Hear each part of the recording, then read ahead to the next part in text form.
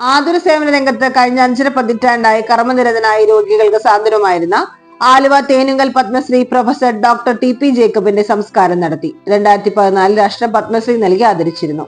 ഭാര്യ ചാലിശ്ശേരി മേക്കാട്ടുകുളം കുടുംബാംഗമായതിനാൽ കുന്നങ്ങളുമായി അടുത്ത സ്നേഹബന്ധം പുലർത്തിയിരുന്നു. വെള്ളിയാഴ്ച ചെന്നൈയിൽ വെച്ചായിരുന്നു അന്ത്യം. മൃതദേഹം ഞായറാഴ്ച രാവിലെ ഇൻഡിഗോ വിമാനത്തിൽ നെടുമ്പാശ്ശേരിയിലെത്തി. എറണാകുളം മലയക്കുറിശി ദേറായിൽ പൊതുദർശനത്തിനായി വെച്ച മൃതദേഹത്തിൽ നാനാതുറത്തിലുള്ളവർ അന്ത്യോപചാരം അർപ്പിച്ചു.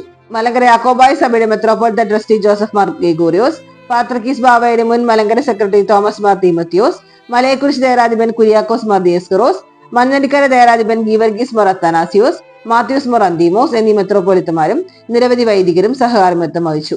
ആഗമാന സുറിയാനി ഓർത്തഡോക്സ് സഭയുടെ പരമാധ്യക്ഷൻ പരിശുദ്ധ മോറാൻ മോർ ഇഗ്നാത്യോസ് അപ്രയം തിരിയൻ പാത്രിക്കീസ് ബാവയുടെ അനുശോചനം തോമസ് മാർ തീമത്തിയോസ് വായിച്ചു. അന്ത്യോക്യ മലങ്കര ബന്ധം കാത്തു സൂക്ഷിക്കുവാൻ ഡോക്ടർ ടി.പി. ജേക്കബും കുടുംബവും സഭയ്ക്ക് ചെയ്ത സേവനങ്ങൾ എക്കാലം സ്മരിക്കപ്പെടുമെന്ന് മെത്രോപൊളിത്ത പറഞ്ഞു.